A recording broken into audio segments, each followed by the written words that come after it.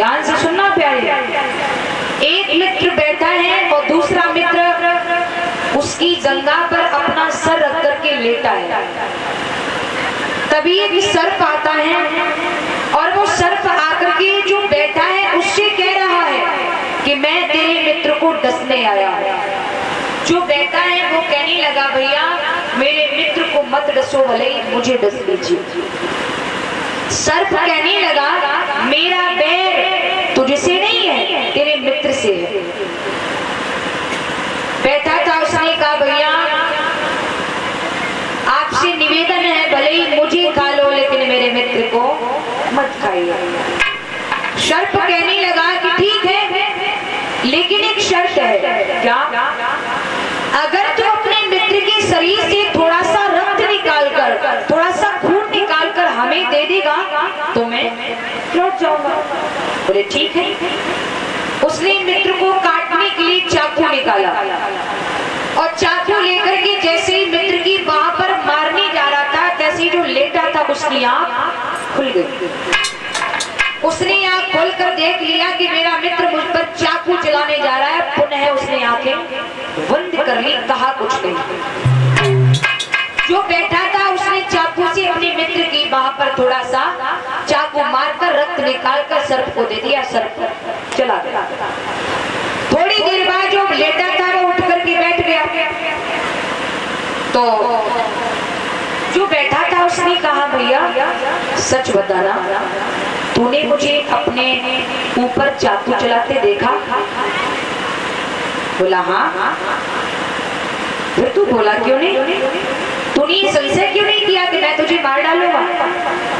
जो लेटा था उसने बड़ा प्यारा जवाब दिया, भैया मैंने तो तक मित्रता करी है, कोई व्यापार ना। अगर इस मित्रता में मेरा मित्र मेरी जान भी ले लेगा ना तो भी मैं अपने मित्र पर अंगुली नहीं उठा सकता, क्योंकि मेरी जो मित्रता है वो निस्वार्थ भाव से है। मैंने दिल से तुझसे मित्रता की है। ऐसे ही सुदामा ने अपने मित्र को बचाने के लिए प्यारे विचार किया, चनाओं को श्राप लगा है, मित्र को दूंगा तो मित्र पर असर करेंगे वो चना श्राप। फेंक रहा हूं तो गुरमैया की आज्ञा का उल्लंघन हो रहा है। ये सोच कर क्या किया उन्होंने, चना वाली पोटरी खोली और चना चबे शुरू कर दे। अब चना कोई ऐसी चीज तो है नहीं जो चुपचाप चबले हुए। चना चबोगे तो कट कट आवाज होगी, ये करना है। और जैसे कट कट आवाज हुई तैसे कन्हैया ने सुनी। कन्हैया के लिए अरे भैया सुदामा, अरे क्या खा रहे हो? अरे कुछ है तो मुंह दे दे रे, भूख लग रही है। सुदामा कहने लगे काय को बाबर ओवर रे? अरे कन्हैया देख नहीं रहे कितनी ठंड पड़ रही है, ठंडी के बारे में दांती बज रही है, तो क्यों लग रही है? मैं कुछ खा लूं, मुंह पे कुछ नहीं है।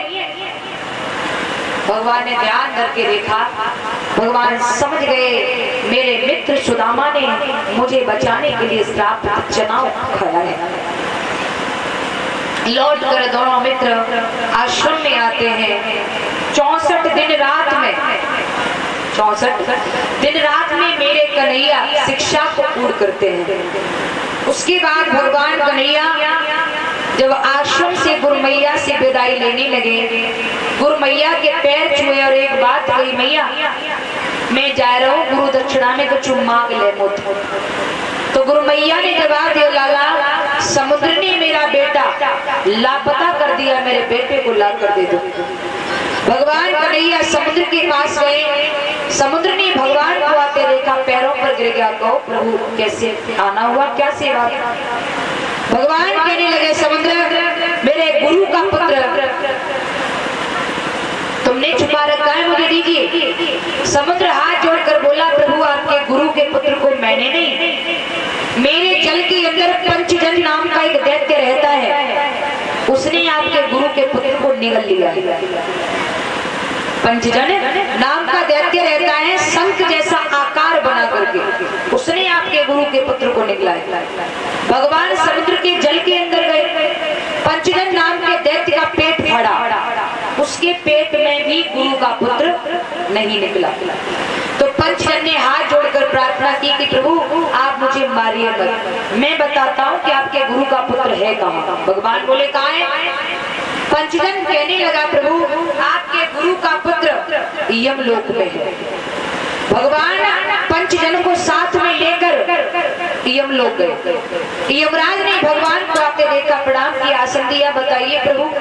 भगवान कहने लगे, यमराज मेरी ये आज्ञा है, अगर मेरे गुरु का पुत्र किसी कुकर्मों के कारण तुमने यहाँ उसे छुपा रखा है या फिर बंदी बना लिया है या यहाँ दंडित करने के लिए छुपाया है, तो मेरी आज्ञा है, अगर वो मरा हुआ है तो मुझे जीवित करके मुझे सामने मेरे पेश करिए।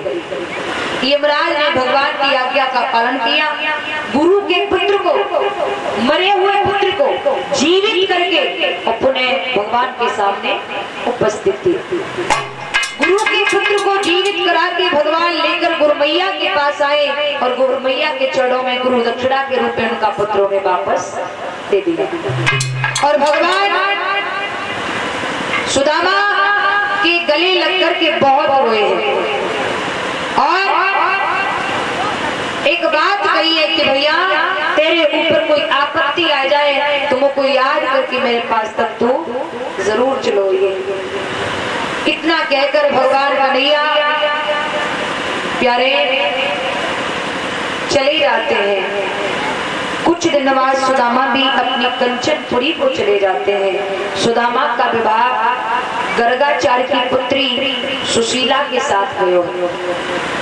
लेकिन प्यारे समय वो आता गया, जो चना थे ना श्रापित, वो चना अपना असर दिखाने लगे। सुदामा के घर में खाने के लिए अन्न नहीं रहा। सुदामा जी घर घर भीख मांगते हैं। सुदामा 5 घर से ज्यादा कभी नहीं मांगते। 5 घर मांगने जाते हैं, मिल जाए तो पा लेते हैं और ना मिले तो हरी परीक्षा बोल देते हैं।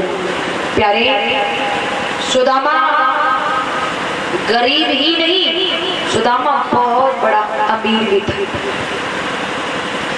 कबीरा सब जग निरधना, धनवंता नहीं कोई, और धनवंता भाई जानी हो जाके प्रभु नाम धन। जिसके जीवन में भगवान की भक्ति है उससे बड़ा कोई अमीर नहीं है। विपदो ने विपदा, संपदो ने संपदा, विपद विस्मरणम विष्णु संपन्न नारायण स्मृति।